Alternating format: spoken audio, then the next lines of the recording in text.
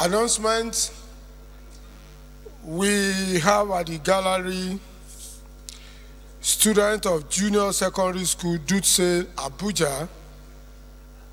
Please stand up for recognition. Honorable colleagues, let us appreciate them. Please take your seat. We also have at the gallery student of Grace of God Nursery Primary / Secondary School, also Mimararaba, Nasarawa State. You are welcome. Honorable colleagues, let us appreciate them. Please take your seat. Honorable Ben Nwako.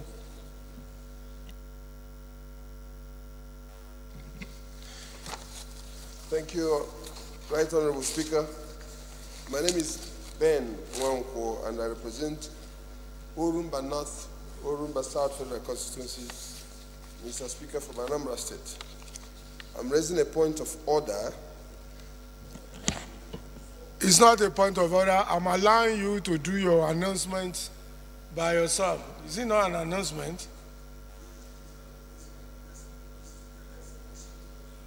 No, it can't be a motion. Just read an announcement in the respect of what you told me.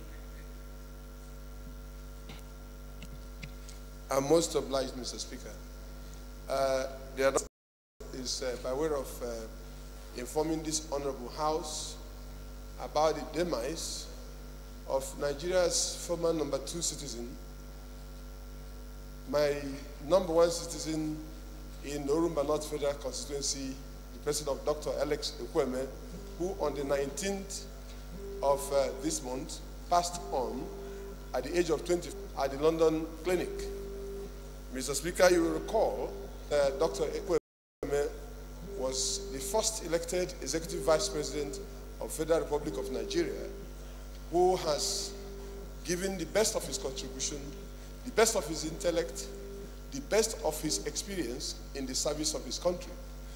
This was a man that doesn't rigorously or aggressively canvass for issues that concern him, but deployed his intellectual ability as a historian, as an architect, as a sociologist, as a lawyer, in designing the 6 geopolitical zones in the country during the National Constitutional Conference.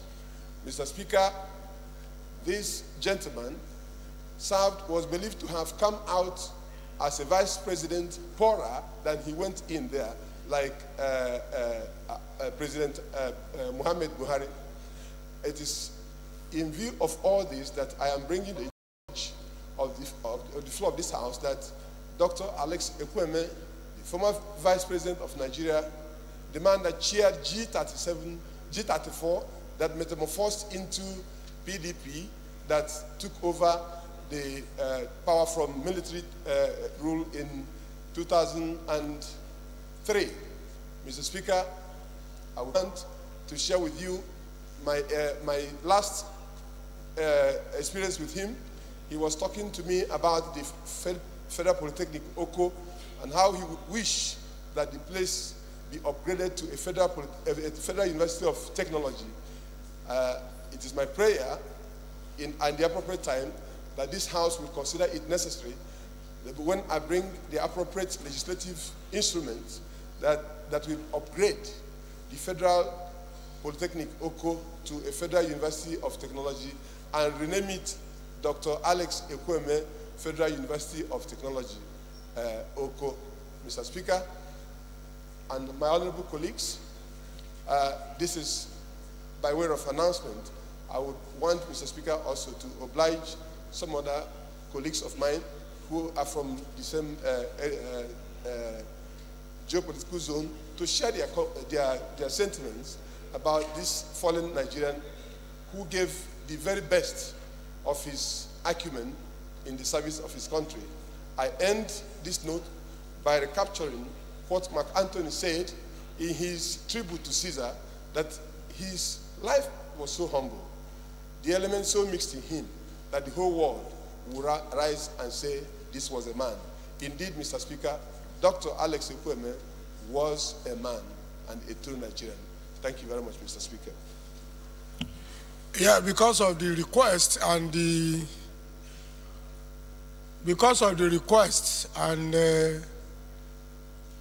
caliber of the dead, I'm going to allow for at least 2 other members of the House to speak in that respect.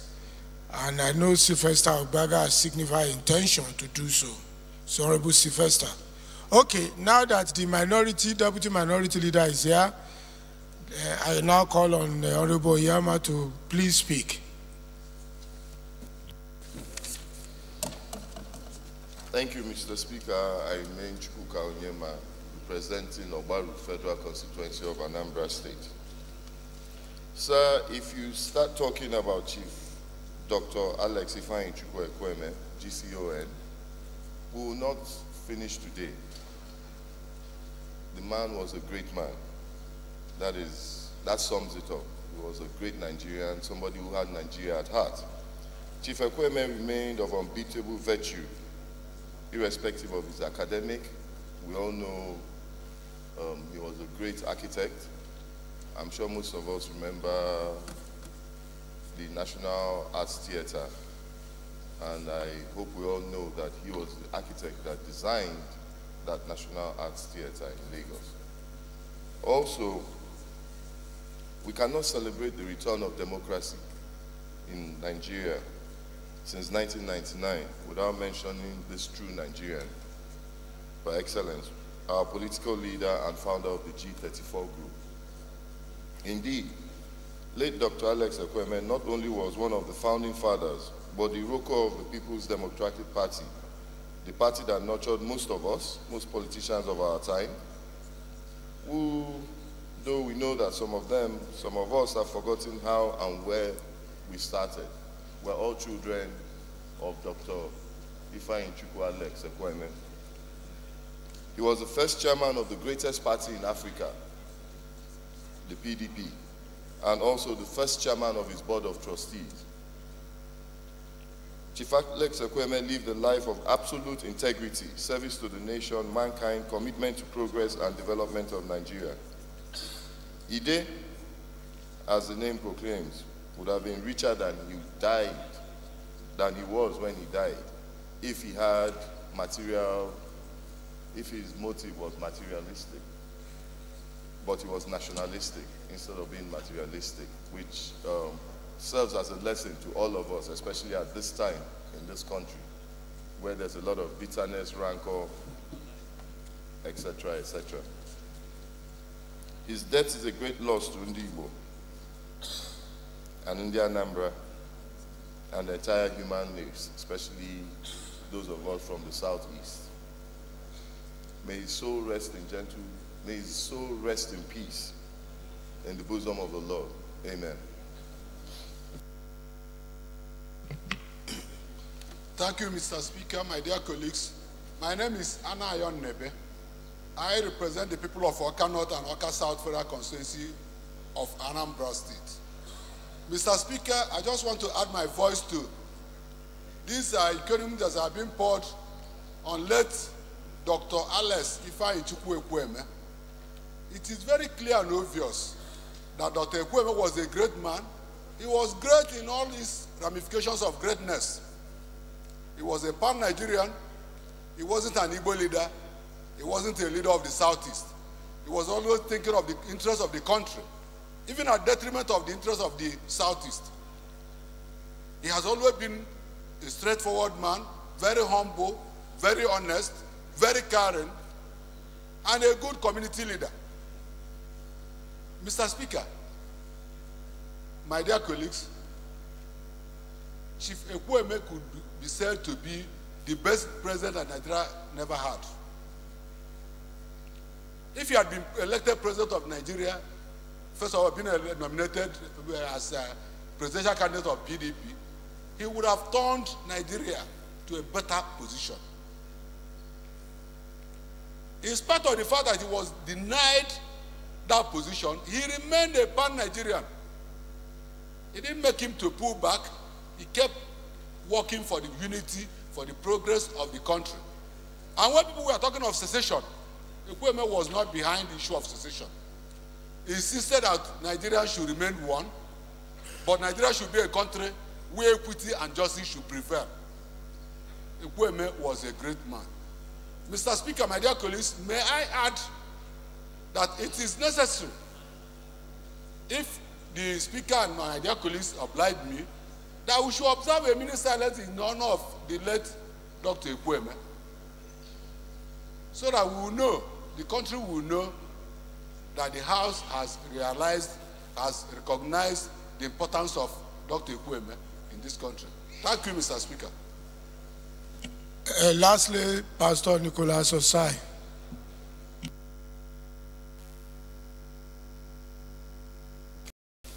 Thank you, Mr. Speaker, distinguished honorable colleagues. I remain Honorable Osai, Nicholas Osai. I represent local Okwani Federal Constituency of Delta State. Mr. Speaker, we are looking at the life, time, and value added by a great icon who has just passed away. Ekwueme was an integrity personified. Ekwueme was a man of integrity in all aspects of life. You looked at his upbringing integrity. You looked at him as a private man, a great integrity. You look at Ekwueme as a politician, the finest of all the political persons you can talk of in our country. Mr. Speaker, Ekwueme was a courageous man. Remember, the Bible said in Joshua chapter 1, verses 9, it said, be courageous and be strong. Ekwueme was a man of letters. He was a great courageous man who stood to defend democracy. Ekwueme is a man of compassion. He has compassion for this country. He worked for this country. He died for this country. He worked for the unity of this country. I listened to Honorable Ben when he talks about Ekwueme, the late Ekwueme discussed the issue of Oko Polytechnic with him. I think he's a man that believes in education.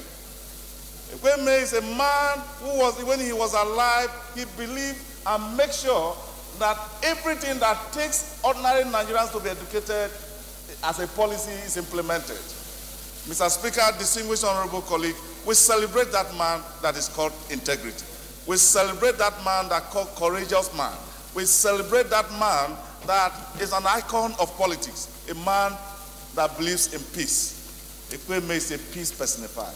Mr. Speaker, distinguished honorable colleagues, I think I will stand when such matters are brought before this honorable house to name Ekwueme as Ekwueme University Oko,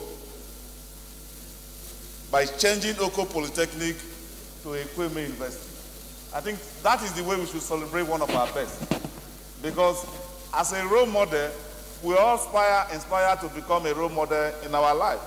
Today, I looked at the deputy chairman of Business and Rule.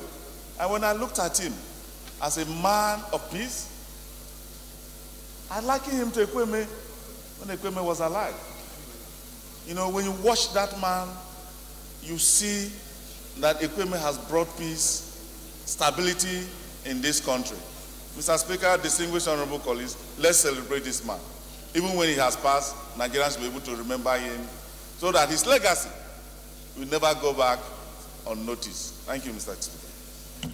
Thank you very much for paying tribute to one of the greatest Nigerians that has ever lived. Don't forget, we rest. Honorable colleagues, the last announcement, okay. Did you request for a minute silence?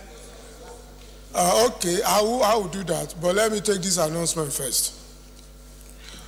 Honorable members are hereby informed that the report of the Committee on Electoral and Political Party Matters, this one is about everybody. Report of the Committee on Electoral and Political Parties Matters on the amendment of the Electoral Act and establishment of the Electoral Offences Tribunal will be considered On Thursday, 30th of November 2017, copies of the reports and bills will be circulated tomorrow to enable honorable members peruse ahead of time, please. This is important. Debate on the matter will be taken on Thursday. Copies are ready. We are not only told whether it is at the committee chairman's office or where. Ajia, is the report ready in your office? Okay. Okay, the copies of the report will be brought to chamber tomorrow. Okay. Let's rise for a minute of silence for the departed leader.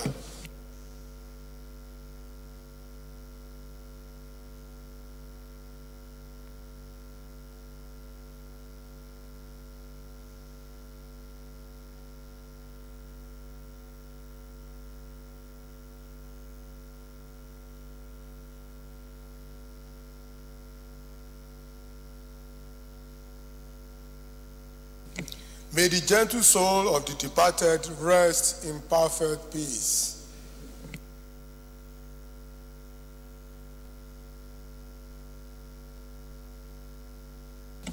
Any member who has a petition to present may please rise to do so now.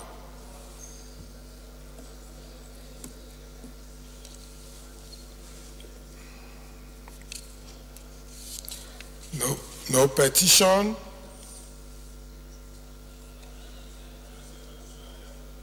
Okay, Honorable Kingsley Chinda.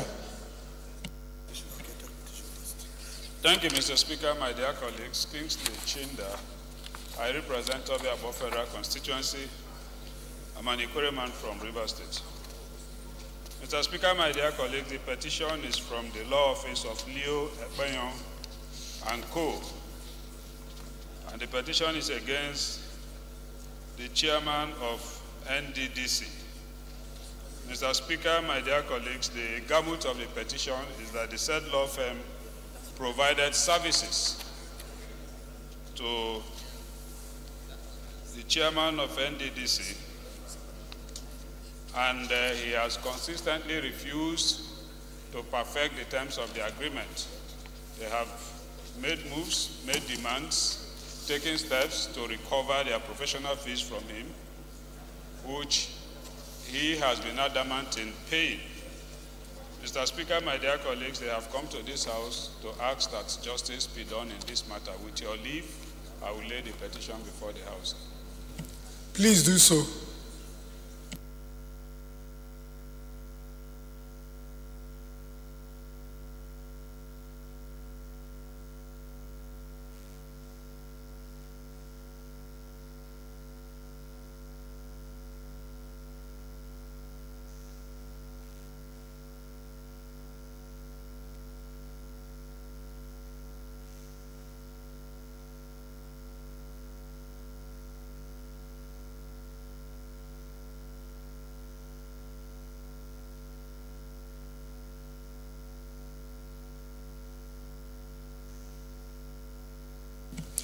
Any other petition? Petition referred to the Committee on Public Petitions. Honorable Abiante.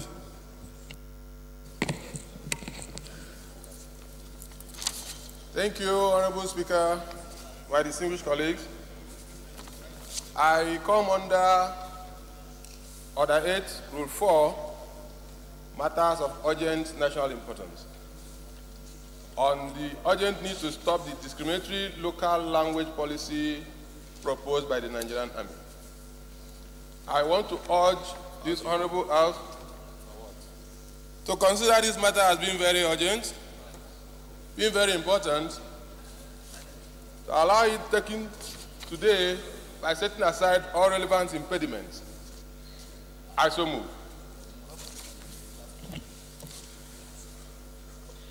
Any seconder?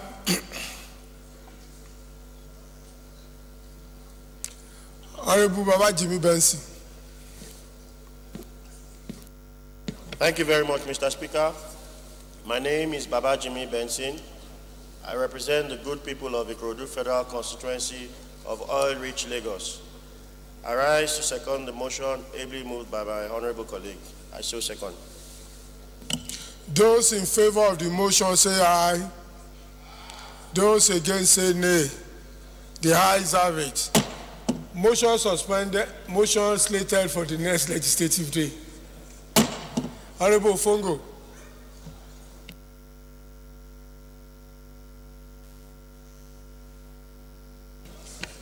Mr. Speaker, honorable colleagues, my name is Honorable Henry Daniel Ofongo. Mr. Speaker, I represent Southern Ijaw Federal Constituency, and I'm from Bayelsa State. Mr. Speaker, I come under Order 8. We know that if anything that will go contrary to the Act, the NDDC Act, as it affects them, that I'm going to bring it up so that the House will look at it. So I want to crave the indulgence of this House to see that this matter is taken as a matter of urgent public importance. Thank you, Mr. Speaker. Any seconder? Honorable Pondi. Thank you, Right Honorable Speaker. My name is Julius Babuzo Pondi. Mr. Speaker, I represent the very kind people of the Federal Constituency. I'm an Ijoma from Delta State. Mr. Speaker, honorable colleagues, I rise on the motion. The first leg of the motion, ably moved by Honorable Ofongo. So second, sir. Those in favor of the motion say, those against say nay. The ayes have it. Motion is slated for next legislative day. Order. Honorable colleagues, like I announced last week, we starting debate on 2018 budget today, and we already have a list of those who are ready to contribute, and I'll therefore go by that list. Please, you all know that it is mandatory for every member to try and say something about the budgets. So, Honorable Abubakar,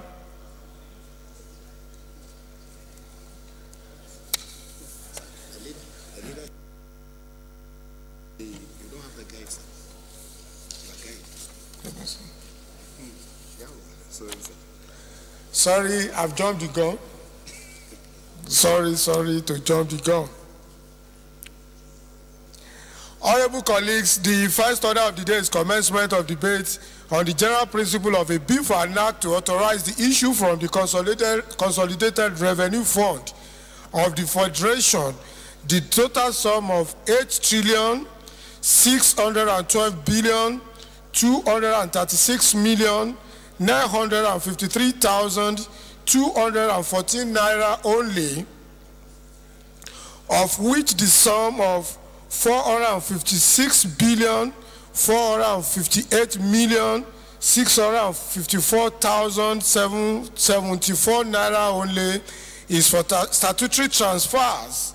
The sum of 2,335,835,699 naira only is for debt service. The sum of 3,494,277,820,219 naira only is for recurrent non-debt expenditure, while the sum of 2,425,665,113,222 naira only is for contribution to development fund for capital expenditure for year ending on 31st December 2018. Standing in the name of the House Leader, honorable members will recall that the bill was read the first time on Thursday, 7th November 2017. Today is the first allotted. The point of order, it does not require a secondment, it requires the ruling of the presiding officer.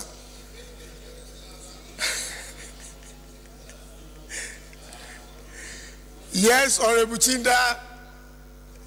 You are correct, though you never quoted the appropriate section of the Fiscal Responsibility Act. You don't point out to me that, but we are at a time where I have to plead with ourselves. We are at a time when we have, if we have to go strictly by provisions of law, it might draw back some certain things. My hands are tied on this, but I will just crave the indulgence of honorable colleagues to please let us go on with the debate. Debate is not tantamount to passing the bill. The debate is not tantamount to passing the bill. It's just for us to debate so that we can follow our calendar, so that things can be correctly done. Don't forget that I announced last week too that the House is adjourning plenary on Thursday, 30th of November, for us to do two major things. One, conduct oversight. Then two, to be able to do proper defense for the 2018 budget. So I will crave the indulgence of the House to please let us go on with the debate and let it be debated between now and Thursday so that we can proceed on the suspension of the plenary so that proper oversight and proper budget defense can be deliberated on. And I know the Committee of Finance, Appropriation and Loans and Debts have not come up with a report of the MTF, and they are likely to bring it today, and it can be considered during the course of doing our job during the week. So, Honorable Chinda, your point of order is noted, and I've craved the indulgence of the House that you allow us to go on with the debate. Like I said, the debate on the budget is not tantamount to passing the budget itself. Thank you very much. Leader. Thank you, Mr. Speaker. Mr. Speaker, I was going to add my voice on your ruling. It is absolutely on point, and I identify with it. Honorable Chinda is absolutely correct. We cannot be seen to violate our own laws that we passed in this House. Is 101% correct. But I was also going to, in line with you, ask for the indulgence of the House that it is not tantamount. I mean, the law is not that we don't consider the budget.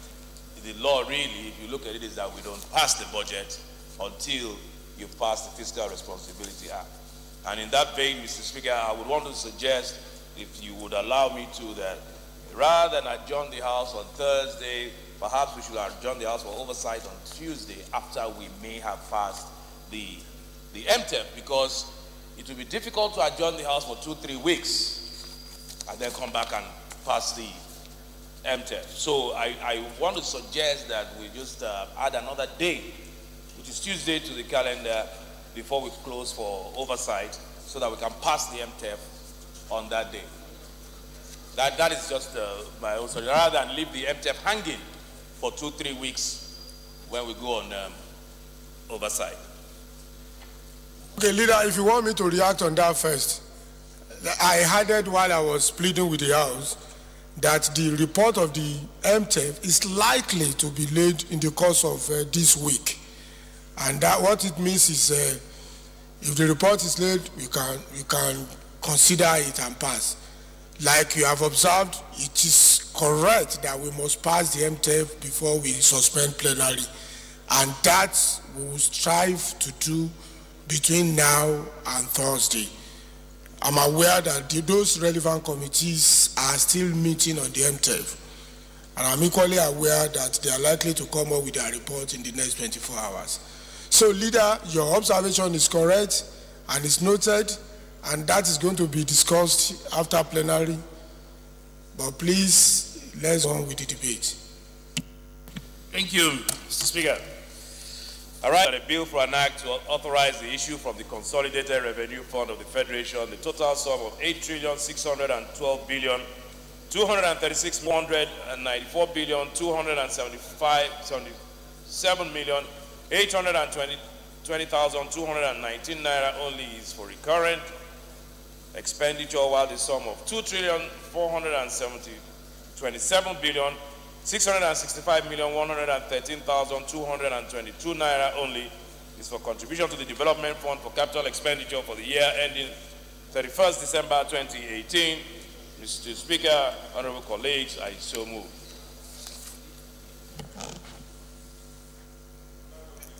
MT Moguno. Honorable Speaker, honorable members, I hereby second the motion as ably moved by the House Leader. I so second. Honorable Osai.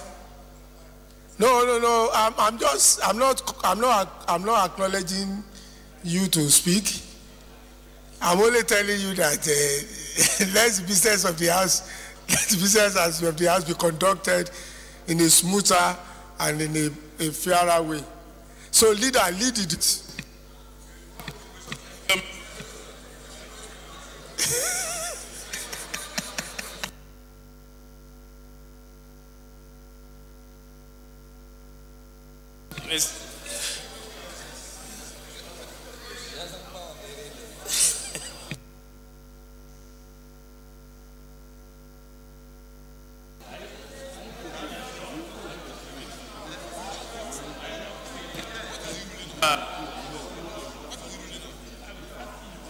Leader, lead the debate, please.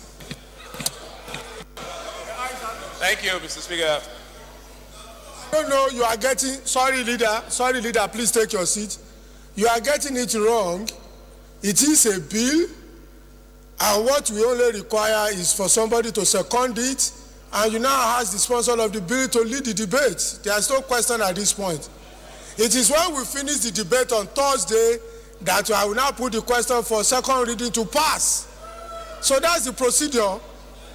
So there's no reason for any leader, please lead the debate. It's a bill.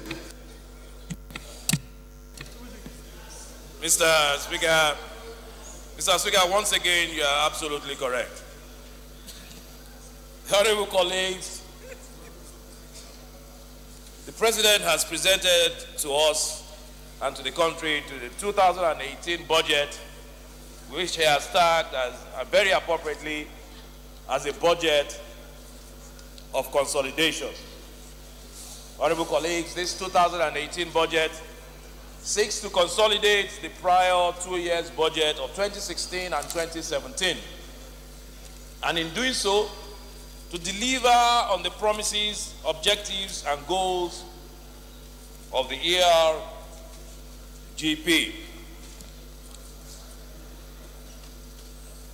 Mr. Speaker, like the 2016 and 2017 budget, 2018 budget is premised on the zero-based budgeting principle. Members will recall that the country officially went into recession in the second quarter of 2016. The government, in rapid response, quickly introduced institutional and economic reforms as contained in the ERGP, which saw a speedy and steady recovery from recession in the second quarter of 2017.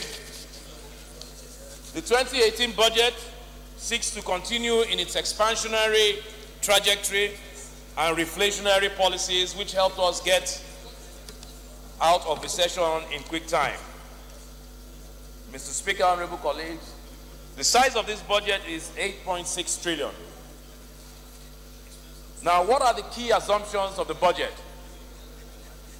The key assumptions are: one, the oil production, which is pegged at 2.3 million barrels per day, the oil price pegged at $45 per barrel, and the exchange rate at 305 naira per dollar. Mr. Speaker, the question then becomes, how do we improve our revenue to fund an 8.6 trillion budget? A very audacious figure, audacious in its conception, but lofty in its goals. Some key reforms have been outlined for this: the deployment of new technology for revenue collection, tighter management framework for government enterprises, stronger enforcement against tax defaulters, the VAID and ease of doing business initiatives, restructuring of government's equity holdings in JV oil assets, which will bring in 710 billion naira, and an increase in duties on alcohol and tobacco. Mr. Speaker, honorable colleagues, the projected revenue for 2018 is 6.6 trillion. This includes 2.4 from oil, 1.3 from non-oil, 710 billion from government assets restructuring, and 847 billion from independent revenue. How will this 8.6 trillion be spent? 2.01 trillion, which is 23% of the budget, will serve as debt service. 220 billion to pay local contractors. 3.4 trillion will be disbursed for recurrent, which includes pensions and social intervention programs. And 2.6 trillion, which is 30% of the budget, has been dedicated to capital. Mr. Speaker, honorable colleagues, with the 2018 consolidation budget, there is a 2.05 trillion deficit, which is 1.7% of our GDP. Honorable colleagues, this falls well within the threshold stipulated by the Fiscal Responsibility Act. The next question is, how is the deficit to be financed? The financing of the deficit has been broken into two. 1.6 trillion of it is to be borrowed. 850 billion from domestic and 849 from international borrowing. And the remainder, monetization proceeds. Mr. Speaker, honorable colleagues, it's important, and I think that's the gravamen of the budget, to talk about the capital spending. Because it is the capital spending which will reflate and stimulate the economy. So let's take a snapshot of this capital in key areas.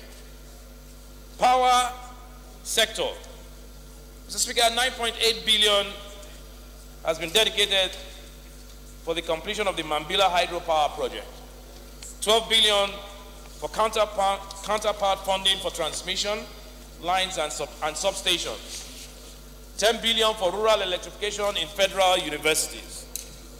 In the transport area, 162 billion counterpart funding for rail projects that are ongoing. 2 billion for construction of terminal buildings in Enugu Airport, and 8 billion for the second runway of Abuja Airport. Mr. Speaker, you're all aware of the inconvenience and what we had to go through when the Abuja Airport was shut down for reconstruction or resurfacing. This was because we did not have a second runway. Now 8 billion naira has been earmarked for the second runway of Abuja Airport, so they don't go through that experience of driving to Kaduna back and forth, or which grounded to a very large extent the economy of Abuja and of Nigeria. In the area of works department, 10 billion naira has been devoted to the second Niger bridge, 295 billion for construction of roads nationwide. And I remember vividly this president, during his presentation, for 90 minutes, stood here at the podium and reeled out every single project, which is nationwide, that will be covered by this 295 billion road construction.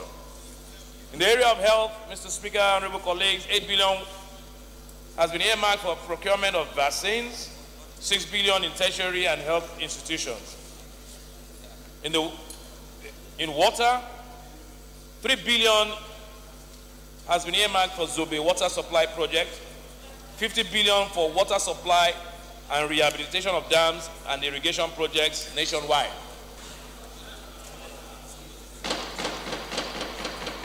Mr. Speaker, in the area of agriculture, and I know Honorable Mongono will be very happy to hear this, and I'm sure so will the Speaker, because of your love and dedication and commitment to farming. 25 billion was earmarked for promotion of value chain across the country, 4 billion for agricultural business and market development, 4 billion for food and strategic reserves. Like I said, this is just a snapshot of key component areas of the budget in areas of capital spending. In education, a whopping 5 billion naira has been earmarked for the takeoff of the Maritime University. 7 billion for scholarship allowances, 500 million for construction of National Library. When it comes to regional interventions, 65 billion naira has been dedicated for the amnesty program and 45 billion for Northeast Initiative. And of course, Mr. Speaker, honorable colleagues, there's a federal 500 billion for special intervention program, homegrown schools feeding, government economic empowerment, N-Power, conditional cash transfer, and so on. Mr. Speaker, honorable colleagues, the budget is now in our lap. Let us examine it with a fine tooth comb, look at it thoroughly. I expect some criticism, as no budget in the world, Mr. Speaker, and I repeat, no budget in the world is perfect. And rarely does any country achieve a balanced budget. Even I have my own reservations in one or two areas, such as the dedication of 23% of our annual budget to debt service. But however, as we look at some of the possible negatives, we must not lose sight of the many positives and the bigger picture of this 2018 budget of consolidation. A bigger picture of diversification, infrastructural development, job creation, succor to the less privileged and vulnerable, and the long-term sustainability of our economy. So I commit this budget to the House.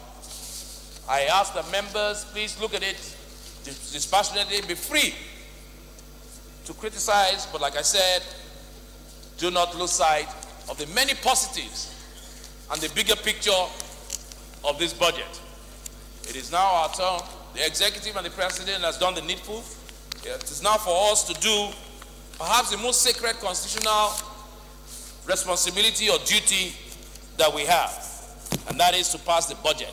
Because without the passage of the budget, which is the foundation of our economy and the basis upon which all things shall be built upon, then this country, the country in the next 1 year cannot make any economic progress or social progress. Thank you, Mr. Speaker, honorable colleagues. Thank you, leader. We will have to go by the list that has been taken since last week. So I will recognize Honorable Abubakar Yunusa Ahmad.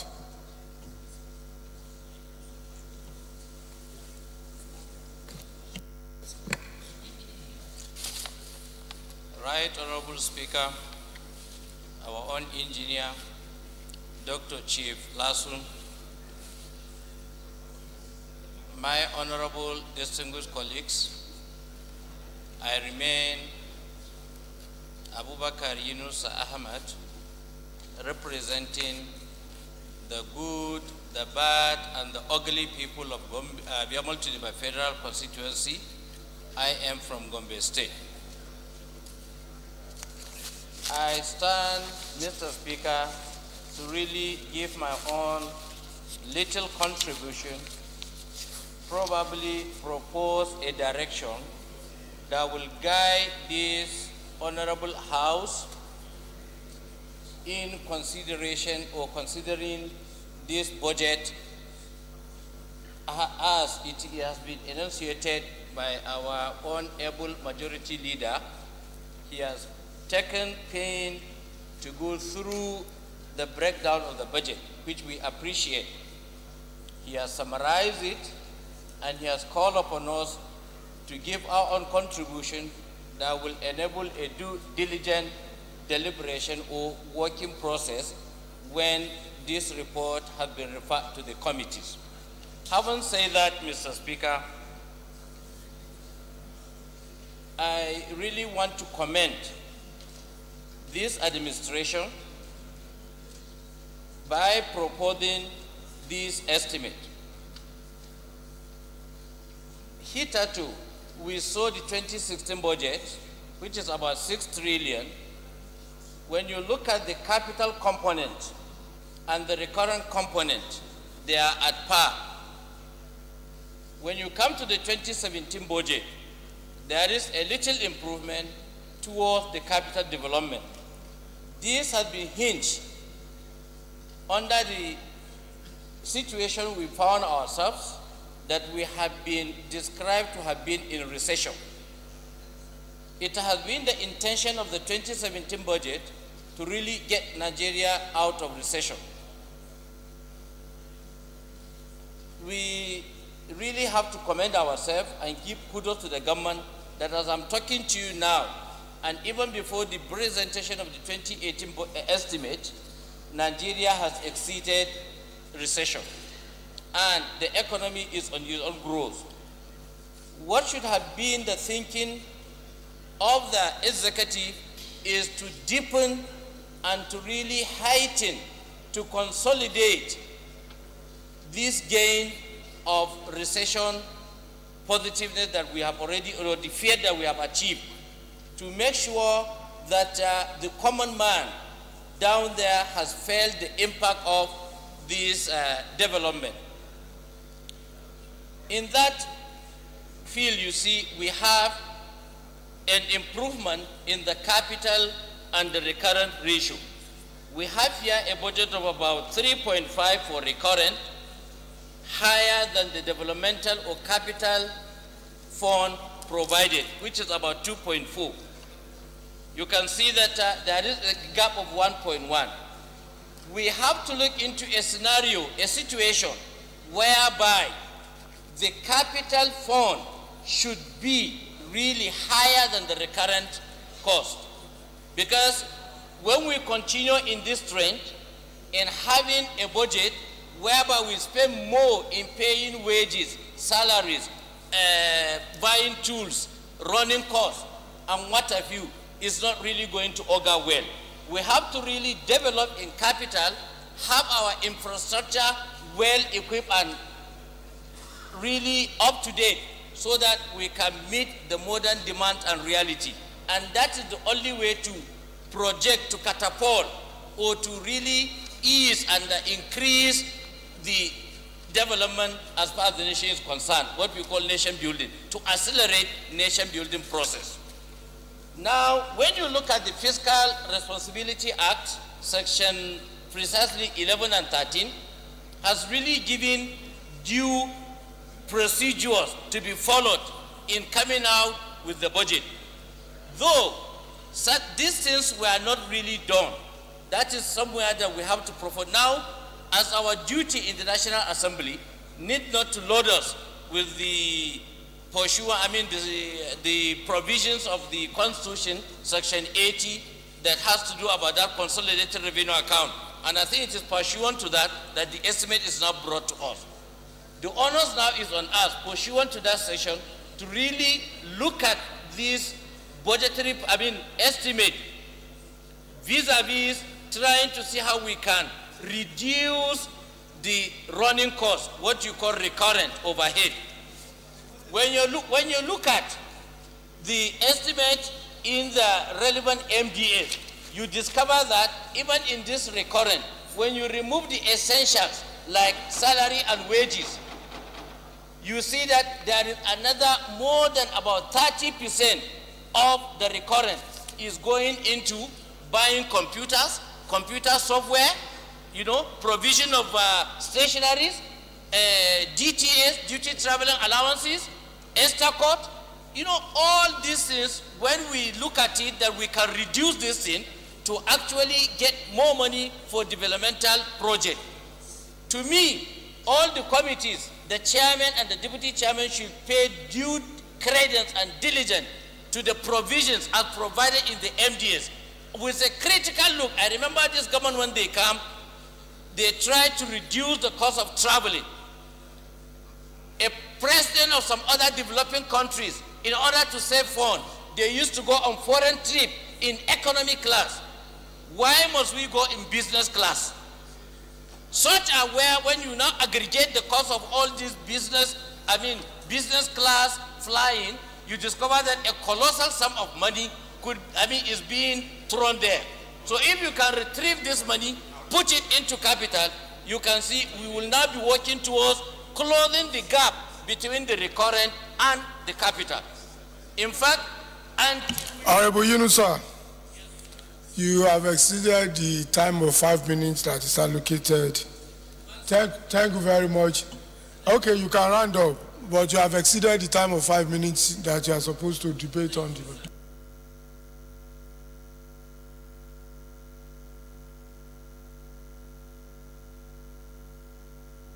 Your mic.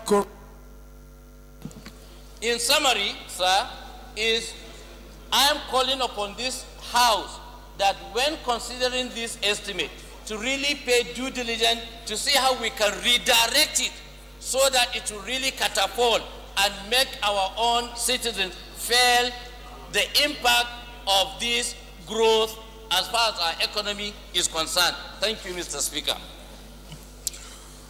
Honorable Abubakar Chika Adamu. Thank you, Mr. Speaker. My dear colleagues, I'm Abubakar Chika Adamu. I represent Shiroro Rafimia Federal Constituency. Mr. Speaker, my dear colleagues, I am from Niger State.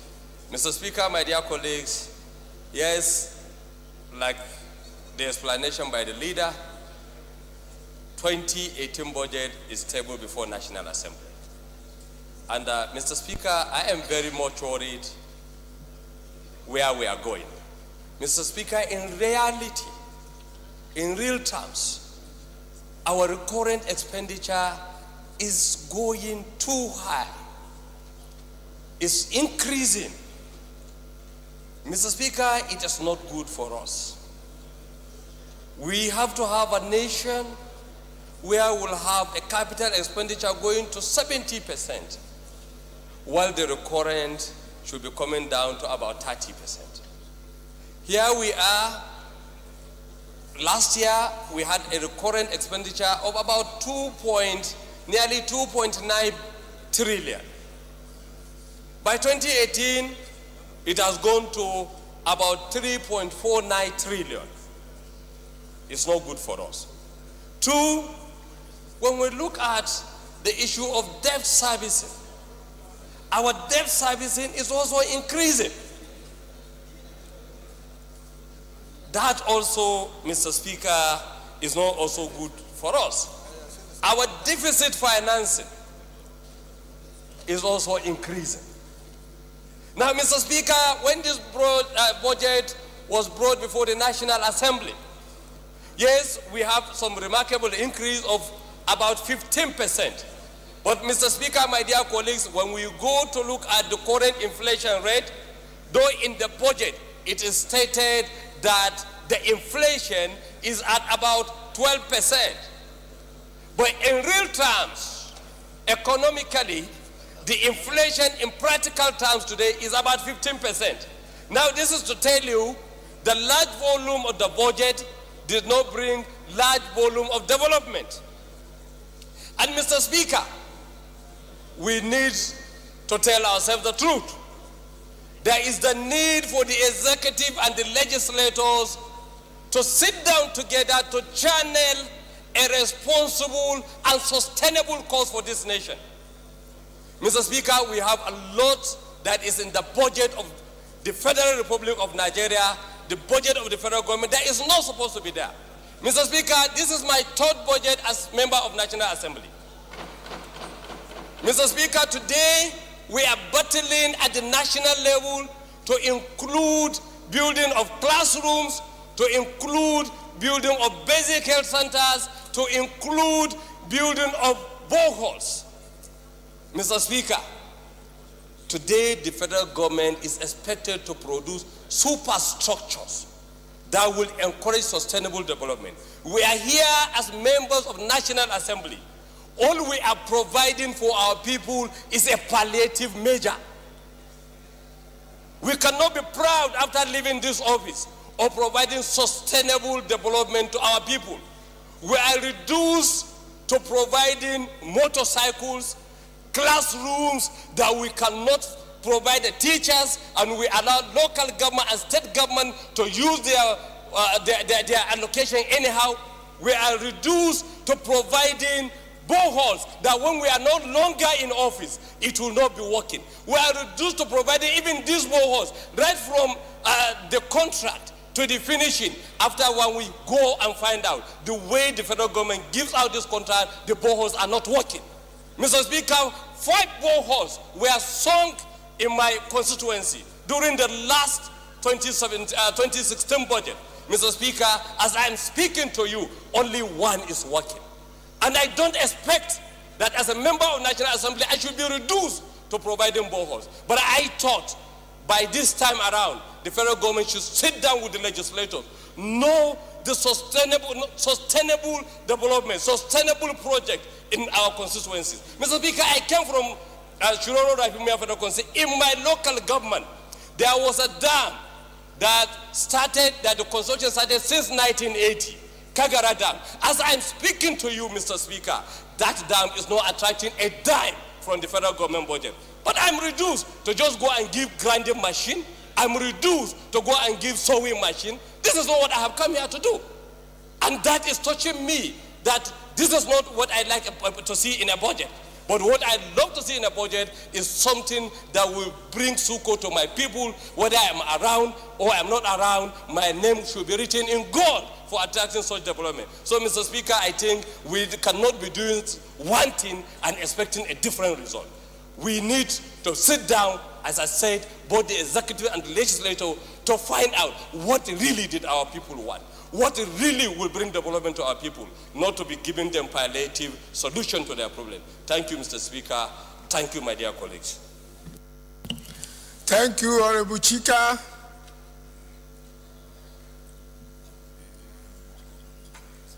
Honorable Chika, I hope your contribution did not arise from the fact that you are retiring from politics.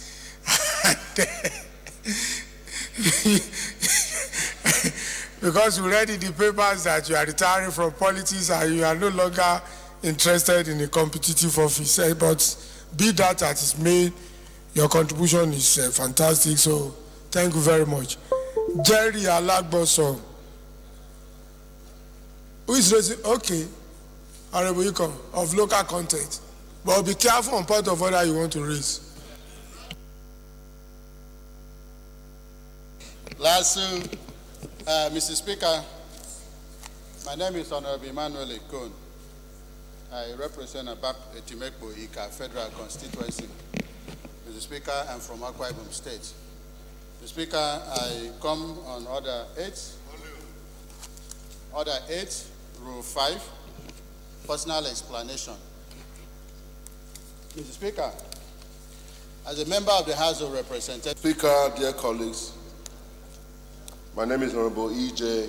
Agboanyima, representing the good people of Ego Kubaka Federal Constituency, the heartbeat of the nation, Edo State. Mr. Speaker, my point of order, Mr. Speaker, have to do with the Constitution of our Federal Republic of Nigeria, 2019, as amended. Mr. Speaker, this House...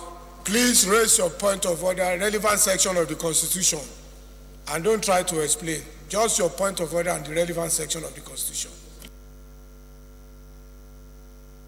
Your mic.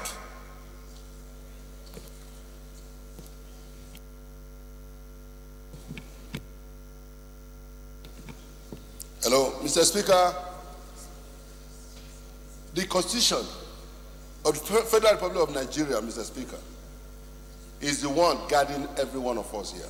Please state your point of order. Don't try to explain. Cite the relevant section and read, and leave the ruling to the presiding officer.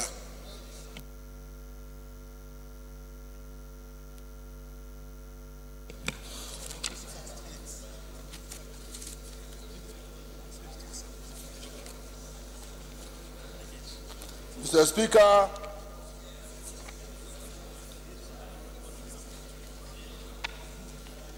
is my fundamental right. EJ, please take your seat. Take your seat. Honorable EJ, take your seat. Take your seat.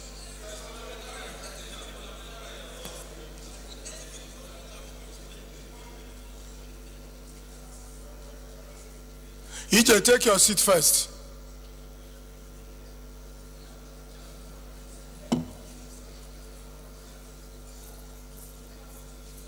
So you can now cite your order. Go ahead and cite your order.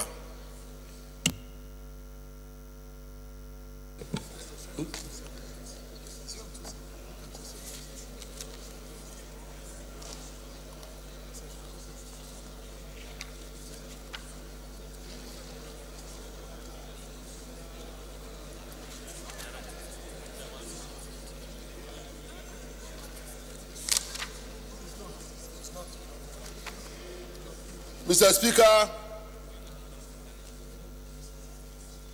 let me read Section 33, Mr. Speaker. My fundamental right as a legislator, every person has a right, and no one shall be deprived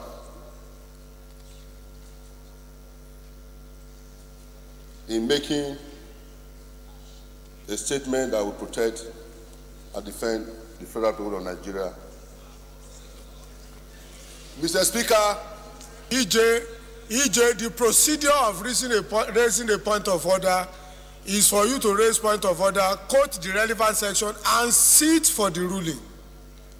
So I want you to tell the House that your right that has been breached by citing that particular section of the Constitution. Leader, don't worry, leave it to him. You are ruled out of point of order, and please don't waste our legislative time, please. Honorable Moguno.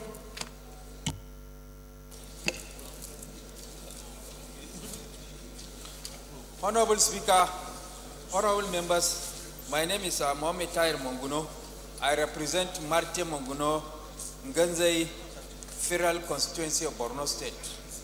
Mr. Speaker, honorable members, my contribution for the second reading of this bill will be anchored on the issue of budget implementation. Mr. Speaker, honorable members, budgets, no matter how beautifully couched, this backdrop, Mr. Speaker, I want to comment on the dismal implementation of budgets that has constituted a cog in the wheel of our developmental aspiration in this country. Year in, year out, the National Assembly, as a body that is constitutionally mandated for the purpose of making appropriation in this country, we are doing our job by passing the budget. But when it comes to implementation, we always have a problem of implementing the budget. So against this backdrop, there is a need for this parliament, as representative of the people and as a responsive parliament to the yearnings and aspirations of the people that gave us the sacred mandate to represent them, to take the bull by the horn and pace the executive on this issue of budget implementation. For example, it was only this morning I was reading this day newspaper, page 6 of this day of today. It says all revenue has exceeded 2017 budget benchmark by 18%. And they are quoting NNPC. If the benchmark for all revenue for 2017 has been exceeded by 18%, I see no reason why at this stage we are now thinking about dismal implementation of the budget if we have exceeded the benchmark by 18%. By now, we should have implemented the budget by at least 60, 70%. But now we are talking in the realm of 10%. I know agencies under that I am oversighting only go 10% of the budget. So what is the problem? There must be problem somewhere. So there is the need for us to emphasize on the implementation of the budget.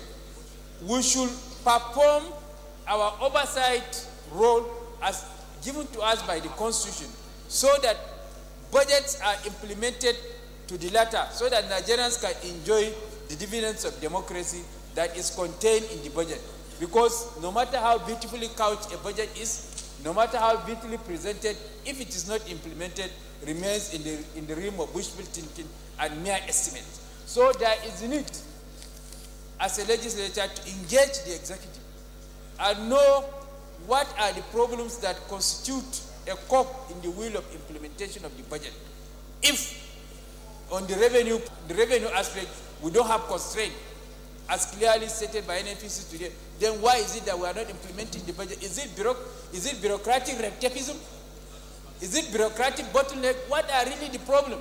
If there is need for us to have legislative intervention with regard to certain laws that are dragging the implementation of the budget, then we can amend such laws so that the budget can be implemented in the interest of Nigerians. But that notwithstanding, the 2018 budget is beautiful. There is significant improvement, for example, to the agri sector in tandem with the diversification policy of the government that the government is preaching, though we have not been able to meet the 10% Maputo declaration that urged all African countries to devote at least 10% of their budget to the agricultural sector, but there is significant improvement in the allocation to the agri sector. And our consolation as a country is that agriculture is in the concurrent legislative list. The federal government funds agriculture. The state governments also fund agriculture. So we should emphasize on budget implementation. That is my own submission. Thank you very much. EJ, your point of order.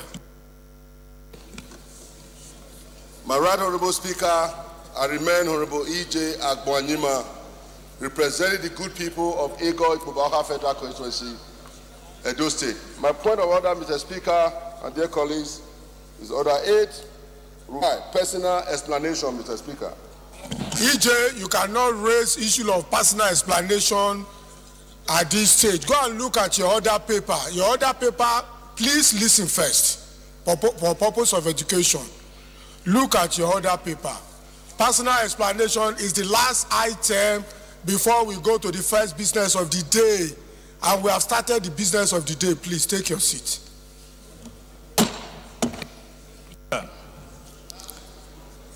Point of order.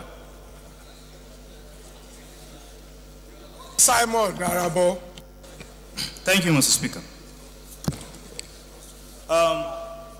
Simon Narabo is my name. I represent Federal Constituency. I'm raising my point of order on Order 12, Rule 1. Order 12, Rule 1 says, read along with Section 81 of the Constitution. Order 12, Rule 1 says, notice of presentation of a government bill shall be given by publication of the provisions proposed to be introduced in such bill in an issue. Honorable Simon, read it smoothly. I'm not hearing you well.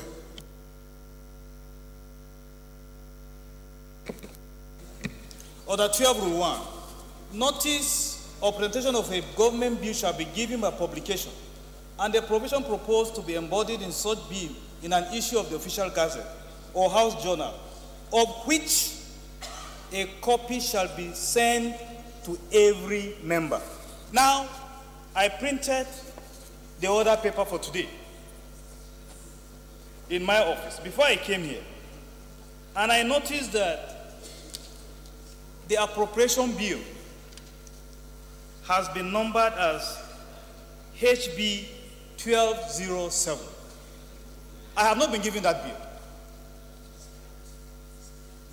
Honorable Simon, take your seat. You are talking about, you have cited the order, you are talking about appropriation bill, and that you have not been given the bill, and that nothing to be discussed should be hidden from you. No, you can't be coming. You have stated the facts. My point of order is also based on the Constitution. Now, if you look at Relevant section of the Constitution, before you start explanation.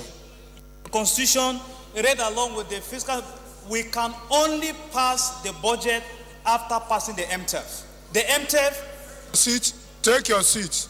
I've listened to you. First, it was announced on the floor of the House last week for about 2 days that the appropriation document was ready for collection in the office of the Chairman Appropriation Committee. It was announced for 2 days continuously. I'm not even bothered about circulation. It was announced here.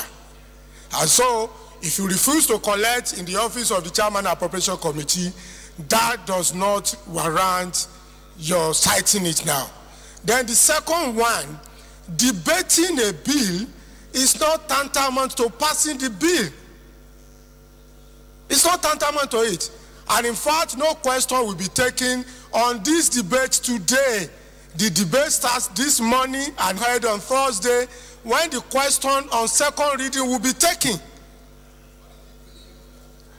It's predicated on everything. Budget is estimate, MTF, everything is estimate. So, Simon Arabo, no question will be taken on 2018 budget today. We have 3 days of legislative debate. And if any question is going to be taken on this at all, it's going to be in the afternoon of Thursday, 30th of November 2018. So we are in order. Thank you very much. Honorable Tajuddin Abbas.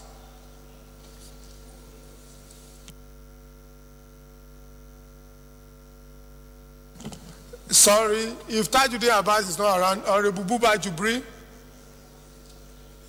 Thank you, Mr. Speaker. Mr. Speaker, having listened to the beautiful introduction of the debate that was done by the leader, ordinarily I'm supposed to come under. I beg to defer my contribution to the last day. Thank you, sir. You are deferring your contribution till, okay, till Thursday.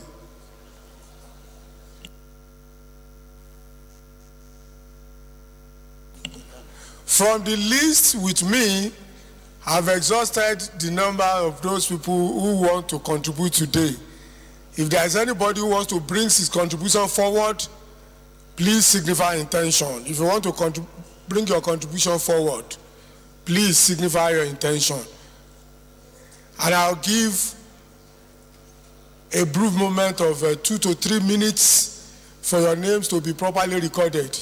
So Dennis Isiaka, please come and record your name before we take your contribution. Just take the list.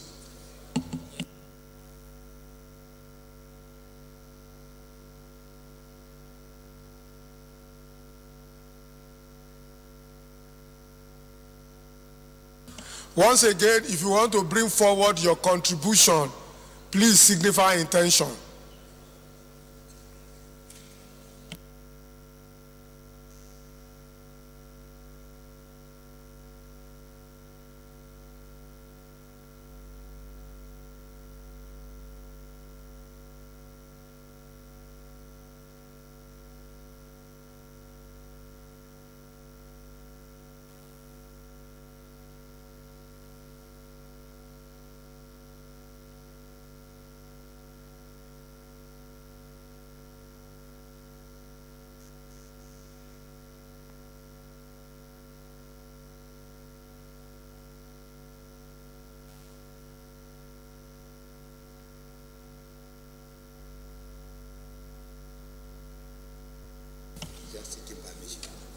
Honorable Dennis Agbo.